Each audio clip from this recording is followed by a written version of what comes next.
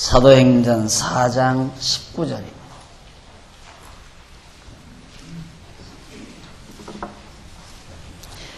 베드로와 요한이 대답하여 가로되 하나님 앞에서 너희 말 듣는 것이 하나님 말씀 듣는 것보다 옳은가 판단하라. 한 절 말씀 봉독했습니다. 오늘부터는 지난 시간 가치론에 대한 중요성, 가치론의 가치관의 중요성에 대해서 말씀을 드렸고요. 가치관을 형성하는 데 있어서 가치론은 가치에 대한 이론을 논의하는 데 따라서 논의하는 문제에 있어서 제기되는 문제들,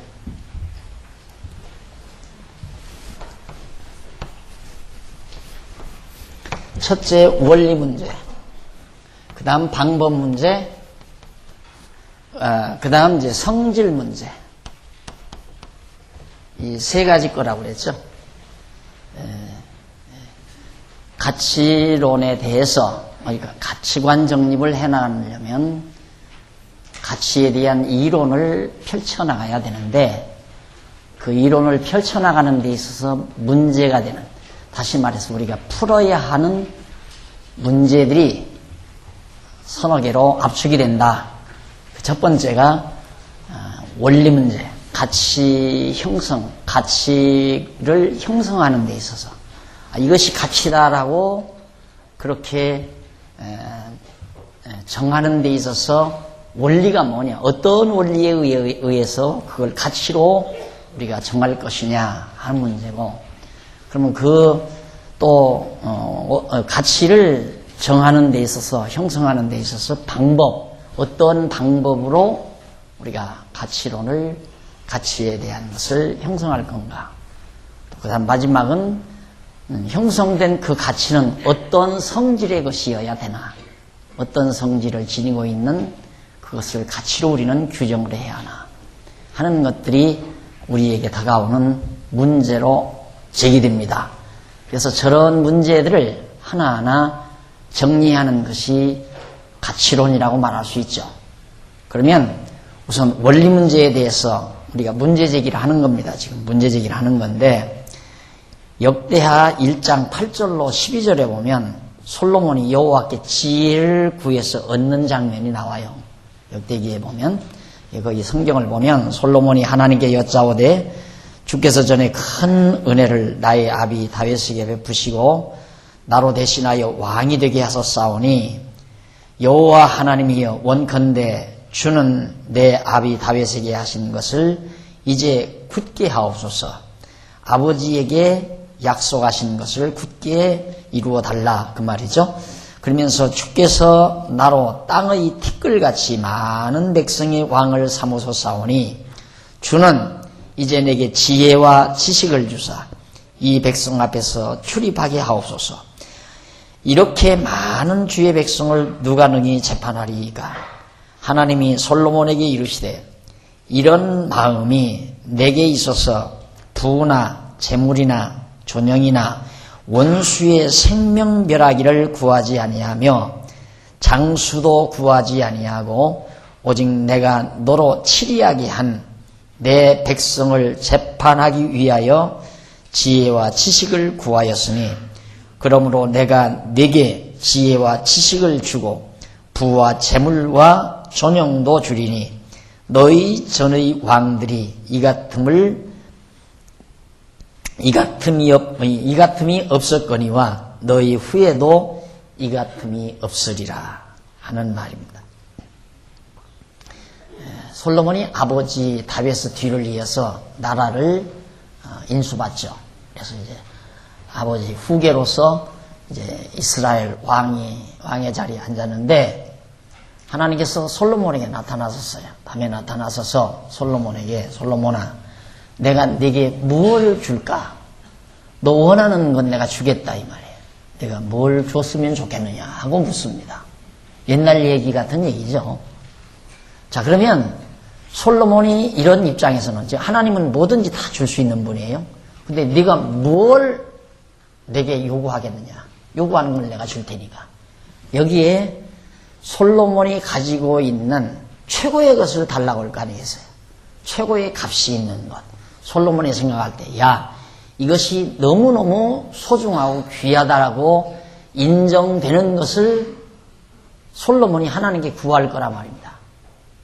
거기에 솔로몬이 만약에 오래 사는 것이 가치 있다라고 했으면 장수를 구했을 거예요. 그렇지 않으면 야, 내가 가난에 지금까지 고통당했는데 돈 한 번씩 써보고 죽었으면 좋겠다. 이런 생각을 가지고 살았으면 틀림없이 솔로몬은 하나님 앞에 돈이나 월 없이 쓸 수 있도록 좀 주십시오. 황금 주십시오라고 구했을 거예요. 아니면 야, 내 친구는 진짜 성공해가지고 명성 날리는 거 보니까 명예가 참 좋더라. 이렇게 생각을 해서 늘 명예가 소중하다고 생각하고 느꼈으면 하나님 나 명성을 주십시오라고 구했을 거란 말입니다. 그런데 여기 보면 솔로몬이 이제 하나님께 그 말씀을 듣고 하는 얘기가 9절에 여호와여 여호와 하나님이여 원컨대 주는데 아비 다윗에게 하신 것을 이제 굳게 하옵소서. 다윗에게 나라가 견고하고 왕가가 정말 영원하고 그리고 명성이 높아지게 하겠다고 하는 하나님의 언약이 있었습니다. 다윗에게. 그러니까 다윗 아비에게 했던 언약을 하나님 그거 이루어 주십시오 해놓고는 하는 얘기가 주께서 나로 땅에 티끌같이 많은 백성의 왕을 삼아주셨습니다. 이 엄청난 이스라엘 12지파 백성들 이들을 다스릴 수 있는 통치자로 왕으로 나를 세워주셨습니다. 그러니 10절 주는 이제 내게 지혜와 지식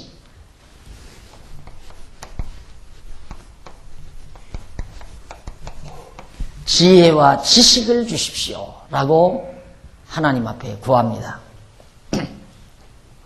하나님이 나를 왕을 세워놓고 너 무엇을 주기를 원하느냐고 물으시는데 내게 필요한 것은 하나님이 나를 왕을 세워주셨으니 왕 노릇 할 수 있는 게 제일 중요하다 이거죠.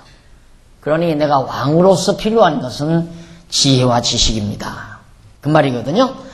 그러면서 지식을 주사 이 백성 앞에서 출입하게 해달라. 이 출입하게 해달라는 말은 통치하게 해달라는 말. 출입한다. 히브리어에서 출입한다는 말은 통치한다, 다스린다는 의미를 포함하는 그런 용어입니다. 그러면서 이렇게 많은 주의 백성을 누가 능히 재판하리이까. 출입한다, 재판한다. 이게 다 통치한다는 말이거든요. 출입한다, 재판한다. 같은 의미를 함축하고 있는 용어인데, 하나님이 솔로몬에게 이르시되, 하나님께 딱 지혜와 지식을 달라니까, 하나님께 답변하시기를 뭐라고 그러냐면, 이런 마음이 내게 있어서, 그러니까 솔로몬에게 지혜와 지식을 구하는 그런 마음이 내게 있어서, 어떻게? 부나 재물이나 존영이나 원수의 생명멸하기를 구하지 아니하며 부와 재물 그리고 존영 그리고 원수의 생명 우리를 괴롭히는 원수들을 다 내가 처 물리치게 해달라. 왕으로서 중요한 일 아니에요. 그 다음 존영도 중요하고 부와 재물 얼마나 중요합니까? 모든 인간들이 다 그걸 위해 사는데 따지고 보면 사람들 왜 삽니까? 하고 물으면 차마 돈 벌기 위해서 산단 말은 못해도 실제는 돈 벌기 위해서 사는 거거든요. 돈 모으기 위해서 산단 말입니다. 실제는. 당신은 왜 사오? 그러면 그거 묻는 질문처럼 기분 나쁜 게 없잖아요. 예? 왜 기분 나쁜가? 삶의 목적이 당당하면 기분 나쁜 게 아니죠. 예? 그런데 왜 사느냐고 물으면 대답할 말이 없는 거예요.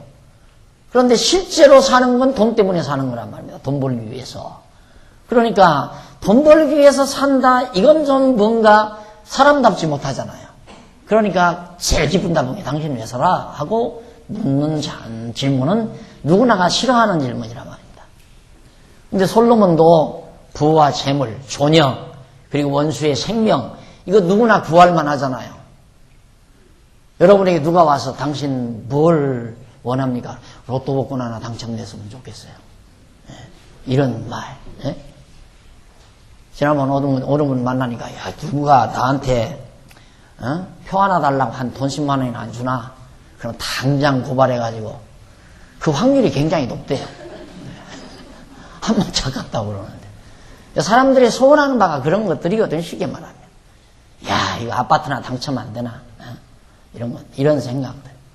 다 그런데 갑자기 진짜 이거 가능성 있는, 진짜로 충분히 될 수 있는 하나님께서, 해줄 수 있는 하나님께서 뭘 원하느냐고 물으니까 솔로몬은 그거 다 제껴놓고 부와 재물, 존영, 원수의 생명, 그거 아니다 이 말이에요. 그리고는 지혜와 지식을 구했다 이 말이죠. 부, 재물, 존영, 그 다음 원수 생명,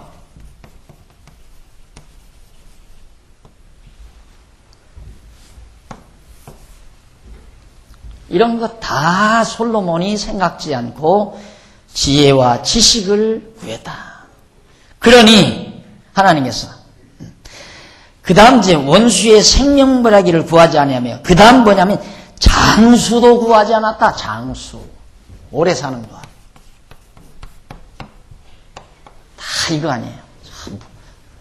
우리도 솔직히 이렇게 딱 분류해놓고 보면 우리가 여기에 속하나 여기에 속하나 이쪽에 어느 하나인가 여기에 속한 건가 쉽지 않잖아요.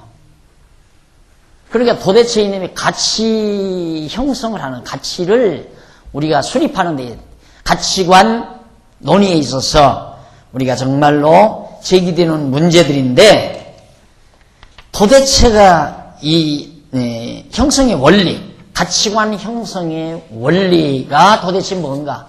어떤 원리에 의해서 가치관을 우리가 정립해야 되나 하는 문제. 가치관 정립은 내가 가치를 정해야 되는데 이게 가치가 있는가 이게 가치가 있는가 할 때 이거 어떤 원리가 있을 거 아니냐 이 말이에요. 이걸 정하는 데 있어 어떤 원리가. 이게 그 원리가 도대체 뭔가? 이것은 반드시 우리가 가치론을 전개하는 데 있어서 반드시 풀어야 될 하나의 숙제다. 그런 얘기예요. 곤란하죠? 왜 솔로몬은 지혜와 지식을 구했고 부와 재물과 존영과 원수 생명과 장수는 안 구했는가? 솔로몬은 도대체 무슨 원리에 의해서 그렇게 올바른 가치를 그가 발견하고 참으로 가치 있는 걸 구하고 참으로 가치 없는 걸 안 구했을까? 이건 안 구하면 가치가 없는 거고, 이건 가치가 있다고 생각해서 하니까 구하게 되는 거고. 제가, 신학교를 졸업한 어느 이제 목사 후보생 하나가 신학교를 졸업하고 이제 강사고시를 보고 목회에 나가려고 하는 그런 젊은이가 신방을 부탁을 하더라고요. 목사님 꼭 결혼도 하고 그랬으니까 목사님 모시고 꼭 예배를 드리고 싶다고. 그래서 저는 가서 복 빌어준다는 의미보다는 하나님 말씀 전해주는 거기에 이제 목표를 두고 이제 신방을 다니잖아요. 가서 제가 그런 말을 했어요. 그 친구에게. 앞으로 목표를 하는데 아무것도 신경을 쓰지 말아라. 지혜만 구하라. 지혜로운 말씀만 간직하고 있으면 된다. 솔로몬이 지혜의 말씀 하나 간직하고 있으니까 많은 이방 나라들로부터 그 지혜의 말을 듣기 위해서 엄청난 재물을 가지고 모여들지 않더냐. 그러니까 재물 가지고 모여들기 위해서 지혜를 구하지 말고 지혜가 그만큼 소중하니까 당신은 목회자로서 지혜로운 말씀만을 사모하고 그 말씀만을 잘 간직하고 어디를 가든지 목표를 지혜의 말씀을 전하는데 목표를 두고 목회를 해라. 그러고 전했더니만 아멘 하고 봤더니만 얼마 안 가서 해그닥하고 변해버리더라고요. 그러면 저 지방에 어느 지방에 가서 조그마한 막 교회 목회하고 있다는 것 같아요. 그러니까 그 지혜가 소중하다고 생각하는 것이 어떤 원리에 의해서 그러는가 하는 것이 매우 중요하다. 근데 하나님께서 솔로몬에게 그렇게 구하는 솔로몬에게 너희들이 네가 이런 것도 구하지 아니하였으니 12절 그러므로 내가 네게 지혜와 지식을 주고 이걸 구했으니까 이건 준다 이 말이에요. 이건 주고 이것은 덤으로 더 주마 그 말이에요. 네가 귀하게 생각하지 않아도 너에게 필요한 거니까 내가 주마 그 말이에요. 그것은 이것은 내가 그래서 이런 것들은 다 수단이다 이 말입니다. 수단. 이것은 이 지혜와 지식은 근본적인 거, 근원적인 가치. 이건 수단적인 가치. 방편으로서의 가치. 부가 나쁘다, 재물도 나쁜 거다 그 말이 아니에요. 다 가치가 있어요 이것도. 부도 재물도 존영도 원수 생명도 오래 사는 것 다 가치가 있는 거예요. 가치가 있는데 이것이 근본적인 가치는 아니다. 근원적인 가치는 아니다. 다만 하나의 살아가는 방편으로서 이 목적을 근원적인 가치를 추구해 가는데 필요한 과정적인 방편으로서의 가치다. 그 말이죠. 그러니까 솔로몬이 지혜를 구하고 지식을 구한 것은 하나님께서 엄청나게 많은 백성들을 자기에게 맡겨준 다스리도록 맡겨주신 백성들을 잘 다스리기 위해서는 왕으로서 가장 소중한 것은 지혜와 지식이라 이거죠. 이게 너무도 하나님께서 왕을 세워놓고 너 뭘 구하려 했으니까 왕으로서 소중한 건 지혜와 지식이다 이 말이죠. 이걸 구한 거예요. 그런데 지혜와 지식을 아무리 얻었다 할지라도 만약에 오래 살지 못하고 죽어버리면 이거 다 필요 없잖아요. 그렇죠? 만약에 부와 재물도 없다면 백성들 다 굶겨 죽이잖아요. 또 존영도 원수 생명 이런 것도 만약에 원수가 와서 솔로몬 죽여버리면 아무 필요 없잖아요. 이거 나 구한 것이. 방편으로서 수단으로서의 가치가 있는 거다. 이것은 근원적인 절대가치. 이건 절대가치. 가치 있는 거고 이것은 상대가치. 상대적인 가치. 그래서 결국 솔로몬은 참으로 가치로운 걸 구했을 때 하나님께서 이것도 덤으로 더 주셨다는 사실입니다. 그래서 정말 우리가 가치를 정하는 데 있어서 가치관을 정립하는 데 있어서 중요한 원리가 무엇인가? 이것은 참으로 우리가 반드시 해결하고 넘어가야 될 중요한 원리다 하는 얘기입니다. 그 다음 사도행전 4장 19절에 보면 하나님 말씀 듣는 것보다 옳은가 판단하라. 베드로와 요한이 대답하여 가로되 하나님 앞에서 너희 말 듣는 것이 하나님 말씀 듣는 것보다 옳은가 너희들이 판단해봐라 이 말이죠. 그건 뭔 얘기냐면 베드로와 요한이 잡혀 들어갔잖아요. 예수가 그리스도라는 사실을 힘있게 전하다가 사도행전에 보면 잡혀가요. 잡혀가서 감옥에 갇혀가지고 끌어다 내놓고 이제 묻습니다. 야, 너희들 나가서 예수가 부활했고 예수가 그리스도라는 말, 이 말만 나가서 하지 말아라. 그 말만 전하지 아니하면 내가 너희들 그냥 감옥에서 추록시키겠다 이 말. 안 놔주겠다. 그러니까 거기서 가치 설정을 해야 되잖아요. 그렇죠? 베드로와 요한은 어느 것이 더 가치로운 일인가? 가치 설정을 분명하게 해야 대답할 수 있잖아요. 그런데 베드로와 요한은 너희들이 판단해달라. 한번 너희들이 판단해봐라. 너희들이 지금 예수가 그리스도라는 말을 전하지 않으면 감옥에서 놔준다.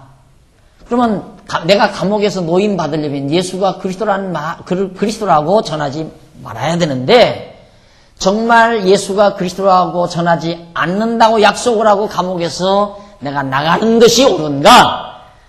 그렇지 않으면 감옥에서 내가 나가지 못하는 한이 있다 할지라도 예수가 그리스도라고 전하는 하나님의 말씀을 듣는 것이 옳은가? 너희들이 한번 판단해봐라.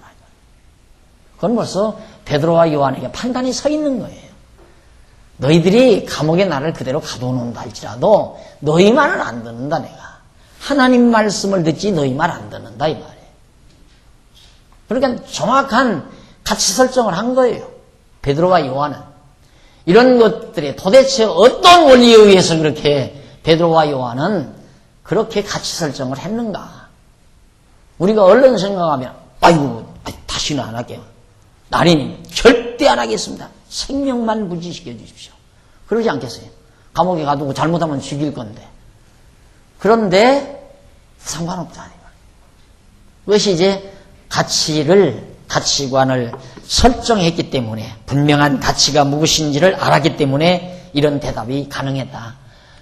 그런데 요한과 베드로는 도대체 어떤 원리에 의해서 그런 가치를 설정했을까? 이것이 문제라 이 말이에요. 아직 대답 얻으려고 하지 마세요. 지금 서론이니까. 대답은 본론에서 나와요. 이런 문제들을 지금 이런 문제들을 해결해야 된다 이 말이에요. 여러분들이 가치론을 강의를 들으시는 문제는 이런 문제들을 해결하기 위해서 가치론을 듣는 거라. 지금 서론 아니에요? 그러니까 이런 문제들을 앞으로 본론에서 우리는 정리할 거다. 그 얘기입니다. 마지막 다니엘서 3장 12절에 보면 바벨론 왕에게 절하지 않은 다니엘의 세 친구의 모습이 거기 나옵니다. 이제 몇 유다 사람 사드락과 메삭과 아벳느고는 왕이 세워 바벨론 도를 다스리게 하신 자이언을 왕이여 이 사람들이 왕을 높이지 아니하며 왕의 신들을 섬기지 아니하며 왕의 세운 금신상에게 절하지 아니하나이다. 지금 이미 선언되기는 바벨론 왕의 신상 앞에 절하지 아니하는 자는 무조건 다 불못불, 사자굴 이런 데다 다 집어넣게 돼 있어요. 불못불에 집어넣게 돼 있어요. 불못불에. 그러니까 절하지 아니하면 불못불에 들어가서 숯덩어리 다 없어져 버리는 거죠. 죄가 돼서 다 없어져 버린 자기라는 존재가. 이런 정말 심각한 상황에 사드락과 메삭과 아벳느고가 놓여 있었던 겁니다. 그리고 이제 딱 바벨론 느부갓네살 왕의 신상을 바벨론 왕의 신상을 크게 금신상을 만들어 놓고 모든 백성으로 하여금 거기다 절하라 했다요. 그런데 사드락과 메삭과 아벳느고가 거기 절하지 않습니다. 절을 안 한다 이 말이에요. 절하지 않으면 불못불에 들어가게 돼 있어요. 어떻게 그런 판단을 할 수 있을까? 이것이 가치관의 힘이라 이 말이에요. 절하는 것보다 절 안 하는 것이 낫다. 그것이 옳다. 그것이 가치 있다. 라고 판단이 되니까 불못불에 들어가서 내가 숯덩어리가 될 망정 나는 안 한다 이 말이에요. 이런 확고한 판단이 가치관에 의해서 서진다는 얘기죠. 그러면 사드락과 메삭과 아벳느고는 어떤 원리에 의해서 그런 판단을 했을까? 그런 가치관을 설정을 했을까? 그게 궁금하잖아요. 어떤 원리가 있을 텐데. 지난번 제가 말씀드린 대로 우리 인간들은 보편적으로 그 사람이 추구하는 걸 보면 그 사람의 과거를 알 수 있어요. 대개 의사지망생들은 보통 과거에 집안에 자기가 참 존경하는 분 아니면 자기가 사랑하는 사람이 병들어서 고생하는 걸 본 그런 경우가 다 그런 건 아니지만은 그렇게 해서 의사가 되는 경우도 있고 또 하나는 의사가 되면 밥은 안 굶고 배불리 먹고 산다더라. 그래서 이제 의사로 지망한 죄송합니다. 뭐 의사 여기 있을지도 모르는데 그러니까 어쨌든 그런 어떤 동기부여가 있어요. 또 예를 들어서 판검사가 되는 사람들 이 사람들도 아버지가 이웃 사람하고 예를 들어서 소송이 붙어가지고 애구지게 논밭 다 빼앗기고 힘없어서 논밭 다 빼앗기고 고통당하는 모습을 봤던가 친척이 그랬던가 이런 걸 눈으로 보았을 때 그럴 때 이를 악물고 내가 판사가 돼가지고 정의로운 판단을 내려야 되겠다. 이런 생각에서 공부를 열심히 해가지고 판검사는 실제로 우리 주변에도 그런 거 있거든요. 정말 그 애꿎이게 법에 의해서 완전히 도둑을 맞는데 법에 의해서 도둑을 맞아요. 법에 의해서. 우리 노예산 하다 보니까 참 이상하잖아요. 우리가 얼른 보면 분명히 전세금을 넣고 보증금을 넣고 상가를 들어갔으니까 그 건물이 넘어가더라도 인수받은 사람이 그거 보증금을 받아야 되죠. 주어야 되잖아요. 그런데 완전히 다 그거 떼게 됐다 이 말이에요. 왜? 그 법에 의해서 떼는 거예요. 그럼 얼마나 억울해요. 그러니까 이런 걸 보면 내가 한번 법을 연구하고 법관이 돼서 올바른 판단을 해야 되겠다 이런 생각이 이게 자기를 막 자극시켜가지고 열심히 공부할 마음도 주고 그래서 법관으로 가는 경우가 있다 이 말이죠. 다 그런 건 아니지만 그러니까 어떤 동기나 어떤 원리에 의해서 어떤 가치관이 형성이 되고 그 가치에 의해서 자기의 삶을 사는데 어린 시절 막 찌든 가난해서 고통을 당한 사람들 정주영 씨가 왜 그렇게 돈 벌었어요? 정주영 씨가 아주 쌈비에 따라서 화전하다가 그냥 그 일하기 싫어가지고 해봤댔자 돈벌이도 없는 거 감자밭에서 이를 악물고 와서 깡통 주워다가 아마 이렇게 자동차 만들기 시작해서 그렇게 돈 벌었다고 그러잖아요. 그런 어떤 분위기, 상황 이런 것들이 나로 하여금 이것이 가치 있다라고 설정하게 만드는 걸까? 그럼 그렇게 만들어지는 것이 진짜 가치일까?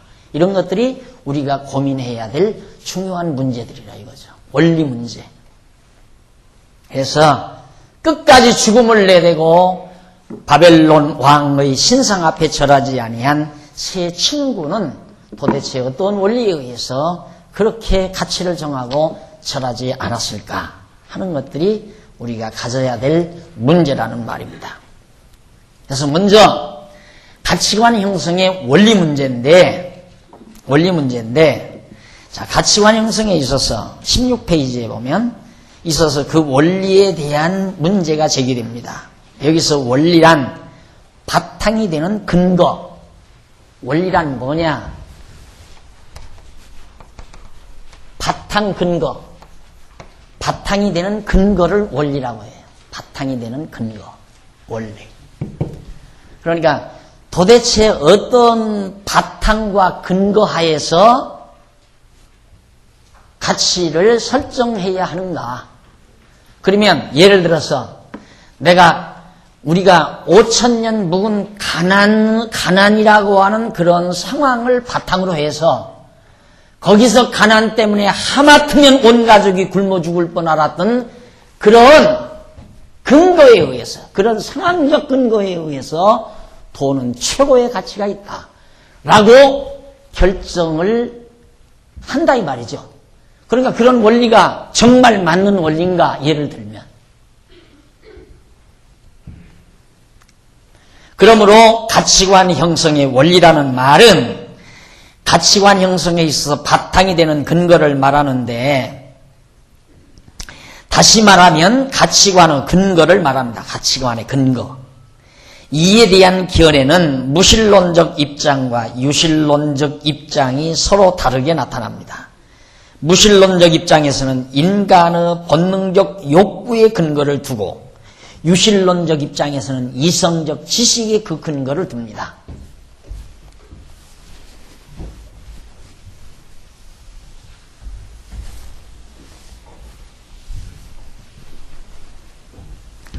바탕을 어디다 둘 건가? 아주 가장 중요한 것이 유신론, 무신론. 바탕을 무신론에 두고 유신론에 두고 그게 무신론적 바탕이냐 유신론적 바탕이냐. 원리 문제가 뭐든지 중요하잖아요. 인간의 삶의 원리, 생활의 원리, 사고의 원리 모든 것이 원리로부터 출발하거든요. 그런데 이 원리 문제가 해결되려면 바탕이 중요한 거라면 바탕. 그럼 그 바탕이 유신론적 바탕이냐 무신론적 바탕이냐 이것이 모든 바탕의 바탕이에요. 바탕의 바탕. 가장 근본된 바탕. 그러니까 유신론자냐 무신론자냐 하는 것은 인간을 판별하는 인간 일생을 가름하는 가장 중요한 키가 되는 거죠. 내가 유신론자냐 무신론자냐 내가 하나님이 있다고 생각하는 자냐 없다고 생각하는 자냐는 것은 인간으로서 살아가는 데 있어서 가장 근본적으로 원초적으로 해결해야 될 가장 중요한 문제다 이 말이죠. 그래서 만약의 경우 무신론적 입장에서는 인간의 본능, 여기서는 본능, 인간의 본능을 바로 그 바탕으로 본능, 욕구의 그 근거를 인간의 본능적 욕구, 본능 욕구. 인간이 본능적으로 욕구하는 게 있잖아요. 막 욕심 가지는 거. 이랬으면 좋겠다, 저랬으면 좋겠다라고 하는 자기 욕구가 있다 이 말입니다. 그러니까 그 욕구는 상황 따라 생기잖아요. 상황 따라. 어렸을 때 보면 엄마 손 뭐 아니면 형들의 손 붙들어 가지고 얘를 어디 웅변대회 가면 웅변가가 되고 싶고, 미술대회에 가면 미술가가 되고 싶고, 뭐 시를 쓰는 데 가면 문학가가 되고 싶고, 그 상황 따라서 자기의 어떤 욕구가 생기는 거란 말입니다. 요즘 아이들은 그런 욕구가 집약이 안 되는 것은 애기가 무슨 만물 박사나 된 것처럼 어려서부터 피아노 학원 보내지, 뭐 유도 학원 보내지, 무슨 뭐 태권도 보내지, 또 뭐 영어 학원 보내지, 뭐 보내지.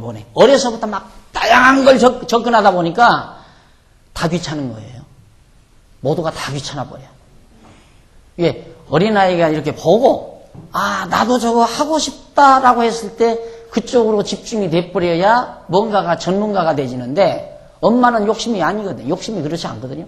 자기가 음악가가 되려다가 못 되니까 자식이 음악가가 됐으면 하고, 그놈을 또 성악 학원에 보내고, 또 피아노 학원에 보내고, 미술 학원에 보내고, 뭐 태권도 학원에 보내고, 자기가 싸움할 때마다 만날 얻어 터지니까 너는 때리면 때리는 애가 되라 해서 태권도 학원에 보내고, 권투 학원에 보내고, 이렇게 해서 하다 보니까 아이가 너무 지치니까 이것도 저것도 다 귀찮은 거예요. 피아노도 귀찮고, 그림도 귀찮고, 뭣도 귀찮고, 다. 재밌는 건 컴퓨터 게임놀이밖에 재밌는 게 없는 거죠. 그래서 아이가 꿈이 없어져 버려요. 쉽게 말해. 상대적인 이런 면에 있어요. 본능적 욕구가 집약이 안 된다 이 말입니다. 귀찮게 생각이 된다. 이게 막 욕구가 집약이 돼야 되거든요. 그러니까 생각해 보십시오. 어려서부터 엄마가 막 병들어서 고생하고 막 그래 보세요. 너 커서 뭐 될래? 그러면 나는 의사 될 거야. 왜? 엄마 고쳐주게. 그렇게 큰 놈은 그건 잘하면 의사 돼요. 그렇게 큰 놈. 그러니까 애기 의사 만들고 싶으면 병원 자주 가요. 그러면 애기가 의사가 돼요. 아, 고생을 하고 콜레콜레 하고는.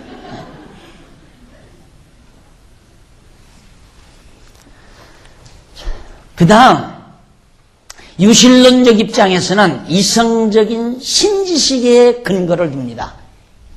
본능, 이성적 신지식,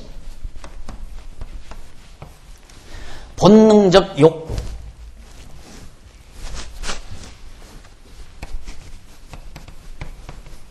이성적 신지식.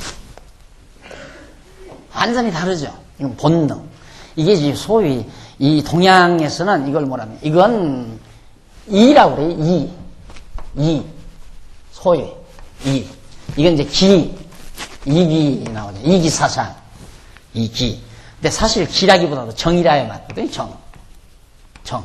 이게 정기, 이기 이렇게 나와야 되는데, 동양에서는 이제 이걸 정이라고 말하지 않고 기라고. 그래서 이기사상 나와요. 이기사상.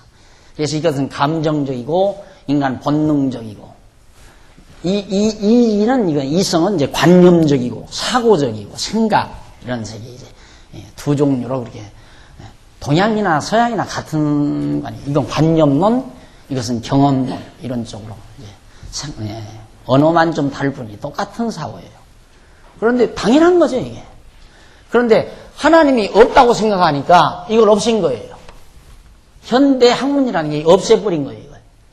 그래서 결국 무신론에 입각한 학문을 하다 보니까 결국 과학이라고 하는 건 경험에 의해서, 만원경이나 현미경에 의해서 확인된 것만이 답이라고 생각하는, 그러니까 내 눈으로 볼 수 없고 내 손으로 직접 촉감할 수 없는 건 해답이 아니다. 그건 관념에 속한 거니까 그건 말할 수 없다. 그래서 이건 학문에서 빼버리고 완전히 지적으로, 쉽게 말하면 막 경험 쪽으로 몰아가다 보니까 과학이라는 게 경험학이거든요. 과학은 경험학. 실제로 눈으로 봐야 돼요. 만원경이나 현미경을 통해 눈으로 봐야 되고 손으로 촉감을 해야 되고, 그걸 이제 설명을 해서 답을 내야 그게 과학적이라고 한다 이 말입니다. 이게 과학적인 건 네가 봤느냐, 실험해봤느냐 이 말이에요. 너 실험했느냐. 이게 실험을, 과학은 계속 실험실에서 하잖아요. 이렇게 실험해보고 저거 실험해보고. 이것이 참 특효약이다. 이것이 암의 특효약이다. 그거 실험해봤는가? 하얀 쥐에다가 먹여보니까 석 달 만에 참 좋아지더라. 그러니까 과학적이다. 그건 암의 특효약이다. 이게 판정이 나는 거란 말이에요. 경험을 통해서. 그러니까 이게 완전히 이게 속하는 무신론이라고 하는 건. 그런데 오늘날에도 말했지만 보이는 세계는 보이지 아니하는 영원한 세계에 대한 그림자에 불과한 거거든요. 그러니까 영원한 것, 보이지 아니하는 것을 인정하지 않으면 보이는 것에 대해서는 해답이 없다 이 말이에요. 자, 그래서 본능적 욕구의 기초를 두고 무신론자는, 유신론자는 이성적 신지식에 하나님에 대한 지식으로부터 바로 출발한다 그 말이에요. 그래서 가치관의 근거가 인간의 욕구인가 아니면 신지식인가 하는 원리적인 문제가 제기됩니다. 자, 그럼 여기서 이제 신지식이냐 아니면 인간의 욕구냐 하는 질문 앞에 이제 대답을 해야 돼요, 우리는. 그렇잖아요? 이 질문 앞에. 자, 여러분, 우리는 가치를 설정할 때 내 욕구를 바탕으로 해서 이것이 가치 있다고 할 건가? 그렇지 않으면 내성적으로 알고 있는 하나님 지식에 의해서 이게 더 가치 있다고 판단을 할 것인가? 이거에 대한 해답은 우리 스스로가 결정을 해야 하는 거예요. 그러면 당연히 우리가 하나님 계시다, 하나님 믿는다 하면 당연히 하나님의 신지식에 근거를 해야죠. 자기 인간의 욕구를 저버리고, 아까 그랬잖아요. 솔로몬이 만약에 자기 욕구 추구를 했다면 하나님 부와 재벌을 주십시오. 나에게 장수도 주시고 저 원수들을 다 진멸해버려 주십시오. 라고 하나님 앞에 구했을 거 아니에요. 그런데 그런 하나님을 경외하는 자니까 하나님, 여호와 하나님이요, 언약대로 우리 아버지에게 이렇게 약속하지 않았습니까? 그거 하나님 잊지 말고 경고하게 그걸 잘 지켜주셔야 됩니다. 그리고 하나님이 날 아버지 뒤를 위해서 왕으로 세워주셨는데 내게 필요한 건 뭡니까? 하나님 뜻대로 백성들을 잘 다스리는 지혜와 지식밖에 내게 필요한 게 뭐 있습니까? 그것처럼 가치로운 게 어디 있습니까? 라는 것이 솔로몬의 판단 기준이었어요. 그러니까 솔로몬은 당연히 여기를 채택한 거죠. 하나님 지식이 여기에 바탕을 두고 지혜와 지식을 추구한 거라 이 말이에요. 만약에 솔로몬이 유신론자 아니고 무신론자라면 욕구대로, 자기 욕망대로 하나님 나에게 부와 재물을 주고 장수도 주고 그리고 나에게 정말 원수의 생명들도 다 진멸하게 해주시고 이런 거 다 구했겠죠. 그거 아니잖아요.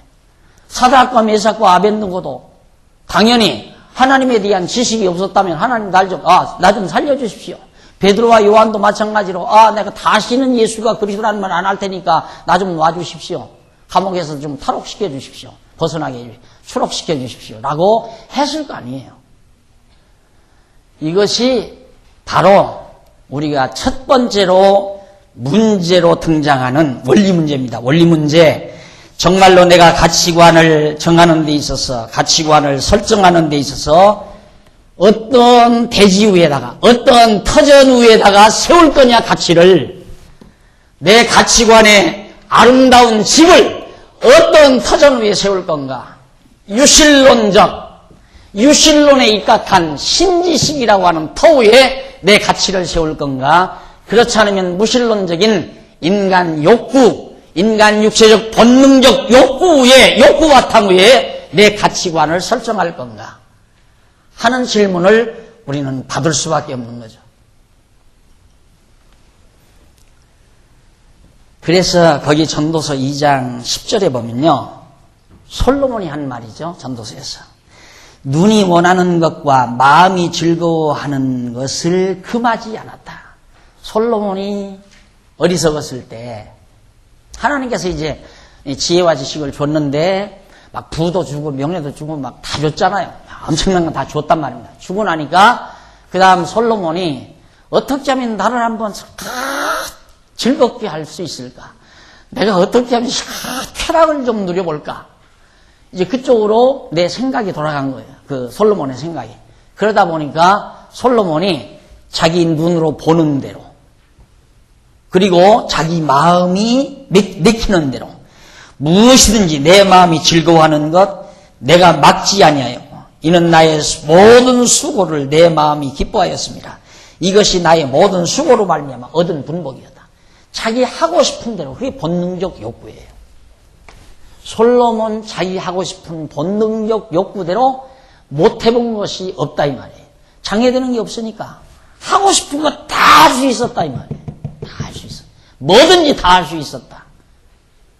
그런데 하고 나니까 결국은 가치가 없는 거더라 이 말이에요. 하고 나서 보니까.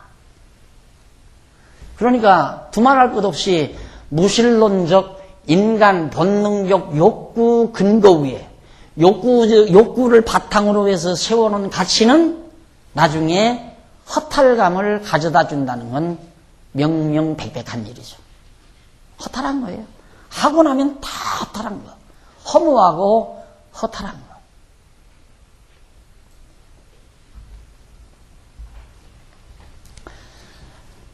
그래서 솔로몬이 마음껏 다 누려보고 나서 고백이 헛되고 또 헛되도다.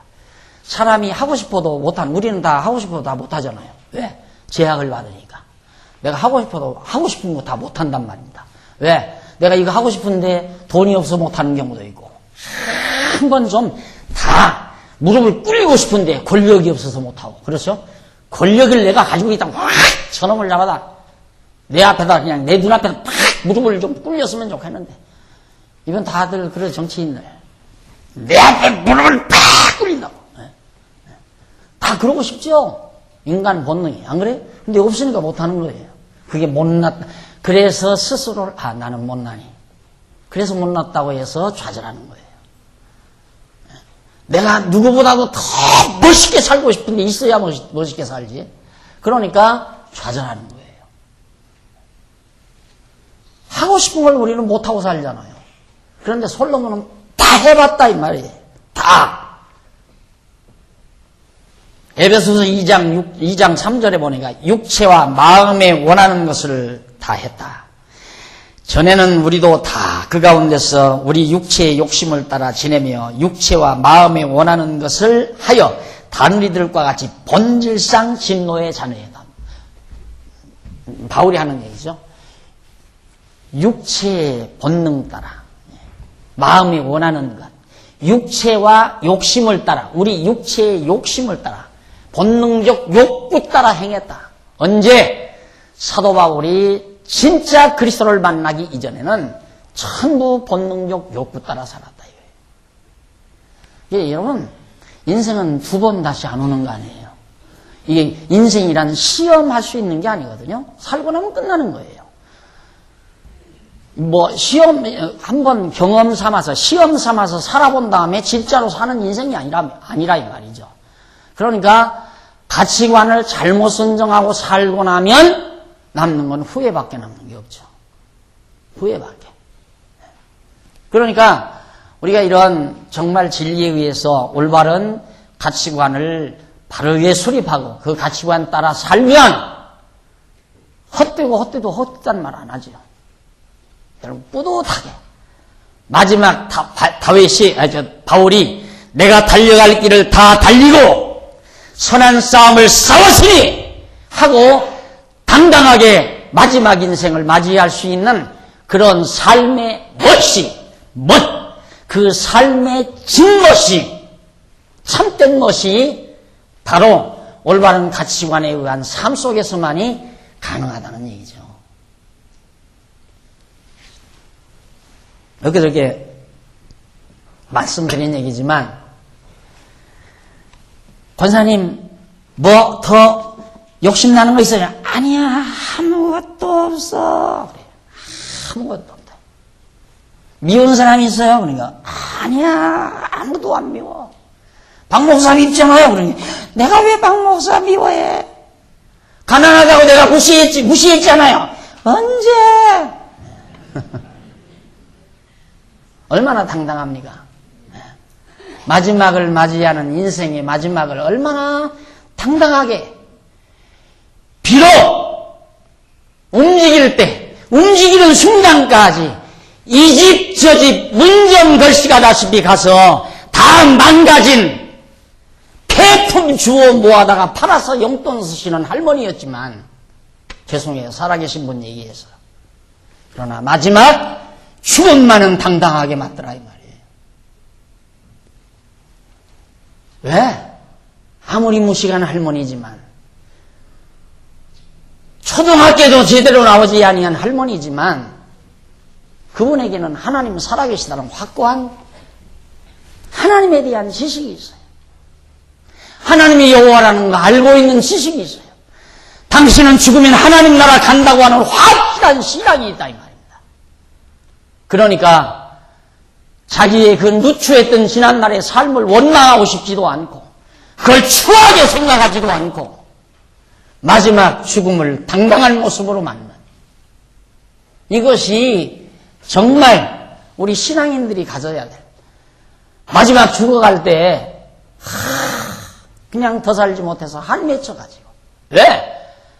해야 될 일 다 못했다고 생각하니까 한이 맺힌 거예요. 내가 조금 더 살면서 저는 보라는 듯이 한번 살아야 되겠고, 난 열시한 저 인간 한 번 앞에 가서 지금 당당하게 어깨도 좀 펴고 싶고 해야 되겠는데, 다 뜻 못 이루고 내가 죽으니까 얼마나 억울하냐 이 말이에요.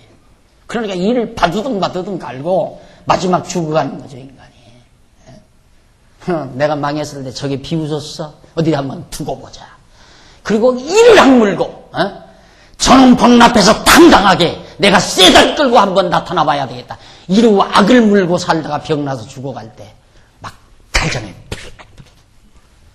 억울해서. 그 한을 못 풀어서. 죽을 때 한을 다 풀어야 되거든요. 그래서 마지막 운명하는 순간에 가면 노인들에게 그러잖아요. 미운 사람 있으면 다 용서하세요. 한 다 푸세요. 속상한 거 푸세요. 다 그러잖아요.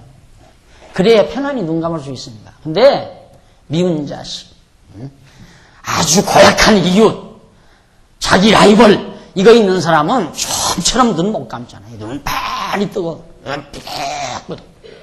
한 맺혀가지고. 그러나 정말 올바른 가치에 의해서 당당하게 세상을 하나님 앞에 산 사람은 아무 고난 없이, 아무 욕구 없이 정말 편안한 자세로 하나님 부르시는 날만 기다리는, 자기 영혼을 부르는 그 순간만을 고대하는 편안한 마음으로 죽음을 맞을 수 있는 것이 가장 강한 인간. 내가 달려갈 길을 다 달리고 선한 싸움을 다 싸웠다고 당당하게 말하던 바울처럼 그렇게 살 수 있는 것은 가치관에 의한 거예요. 다른 거 없어요. 그래서 저는 글쎄 나 시켜줄지 안 시켜줄지는 모르지만, 저는 이제 이 강단을 비우면 나 많으신 분들하고 노인대학 대학장 노릇으로 살려고 그러거든요. 내가 명예는 하나 있어야 되잖아요. 대학장이라는 명예는. 그래서 노인대학 학장 노릇을 하면서 살고 싶은 생각을 항상 가지고 있는데, 저는 만약에 앞으로 노인대학이라고 할지 뭔 대학이라고 할지는 모르지만은 우리 어른들하고 함께 살면서 목표는 그거예요. 당당한 죽음을 맞을 수 있으면 제대로 된 졸업생이다 이거예요. 이 처참한 인생길을 당당하게 졸업하고 하나님 나라로 이민 떠나는, 천국대학에 입학하는 당당한 실력으로, 정말 당당한 실력으로 하나님 나라 영원한 대학에 입학시키는, 진급시키는, 그것이 우리 교회 마지막 프로그램의 중요한 이념입니다. 울고 떠나는 것도 아니고, 몸부림치다 가는 것도 아니고, 아쉬워가는 것도 아니고, 한대치고 가는 것도 아니고, 다 풀고 다 져버리고 생기시 웃으면서 당당하게 하나님 앞으로 나아갈 수 있는 그런 마지막 길을 갈 수 있도록 가르치는 것이 우리 교회의 마지막 프로그램이라고 저는 그렇게 생각해요. 그래서 요람에서부터 무덤까지라는 말 하죠. 요람에서부터 무덤 지나 영원한 천국으로 진급시키는 작업. 이것이 우리 교회의 전체 프로그램이라고 그렇게 생각하시면 틀림이 없습니다. 확실하면 돼요. 확실하면. 하나님이 지금 낙하면 하나님께서 날 영접한다. 내 영혼 하나님이 날 부른다. 이거에 대한 확고한 신앙이 있으면 이거 다 줘버리는 거죠. 오직 하나님 지식에 의해서 하나님이 나에게 요구하시는 것이 뭔가? 하나님의 뜻이 무엇인가? 하나님의 뜻, 하나님이 기뻐하시는 것, 나 좋은 대로 사는 것이 아니라 하나님 좋은 대로 사는 것. 그런데 이게 이제 내가 이 유실론 쪽에 약하게 되면 내가 좋아하는 것과 하나님이 좋아하는 것이 틀려요. 그런데 이쪽으로 강하게 되면 나 좋은 것이 하나님이 좋으신 거예요. 나 좋아하는 것이. 그래서 하나님이 좋아하시는 대로 나도 좋아서 선택하는 거죠. 이것이 바로 올바른 가치관을 가지고 사는 그리스도인의 올바른 삶이라고 생각합니다. 그 다음 호세아서 4장 6절로 7절에 보면 여호와를 아는 지식이 없어 망한다고 그렇게 분명히 기록이 됩니다. 내 백성이 지식이 없으므로 망하는도다. 내가 지식을 버렸으니 나도 너를 버려 내 제사장이 되지 못하게 할 것이요. 내가 네 하나님의 율법을 잊었나니 나도 네 자녀들을 잊어버리리라. 저희는 번성할수록 내게 범죄하니 내가 너희의 영화를 변하여 욕이 되게 하리라. 이놈의 백성들 가만히 하나님께서 보시니까 하나님께서 좀 풍요롭게 해주니까 하나님 다 져버린다 이 말이에요. 하나님이 보시 호세아가 지금 하는 얘기예요.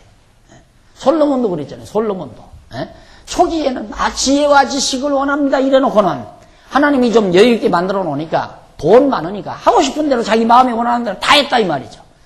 다 하다 보니까 인근 주변에 많은 나라에서 온갖 아리따운 여자들 다 데려다가 1000여 명의 궁녀들을 데려다 놓고 시칵 즐겼죠.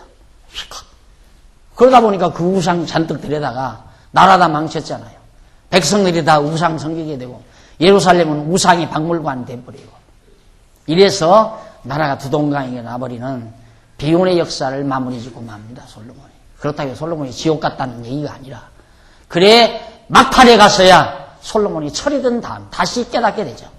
해보니까 다 헛되고 헛된 거더라. 여호와를 경외하는 것이 인간의 본분이더라. 이 한마디 마지막 결론 남겨놓잖아요. 솔로몬이. 자, 이것이 바로 지금 여호와를 아는 지식이 없어 망한다. 신지식이죠. 이 지식이 없으면 망한다. 여호와를 아는 지식의 소중한 가치를 지금 호세아 선지자가 6절로부터 7절까지에서 밝혀준 중요한 내용의 핵심입니다. 다음 시간 우리 가치관의 형성 방법 문제. 자, 가치관을 형성하는 데 있어서 어떤 방법을 채택해야 되는가, 이것이 왜 문제가 되는가를 우리 다시 한번 다음 시간 살피기로 하고 오늘 강의 여기서 마무리합니다. 기도하십시다. 살아계신 하나님 아버지, 은혜와 사랑을 감사드립니다. 우리 어둠 속에서 이것인가 저것인가를 갈피 잡지 못하고 방황했던 때가 너무도 많습니다. 하오나 하나님께서 우리에게 밝은 진리의 빛을 허락해 주셔서 이제는 판별할 수 있는 지혜를 주신 것을 감사드립니다. 하나님 아버지여, 정말로 하나님을 아는 지식에 의하여 올바른 가치관을 설정하고 정말 후회 없는 그리고 아름다운 삶을 살 수 있는 슬기로운 종들 되도록 주께서 역사해 주시옵소서. 예수님 이름으로 기도드립니다. 아멘.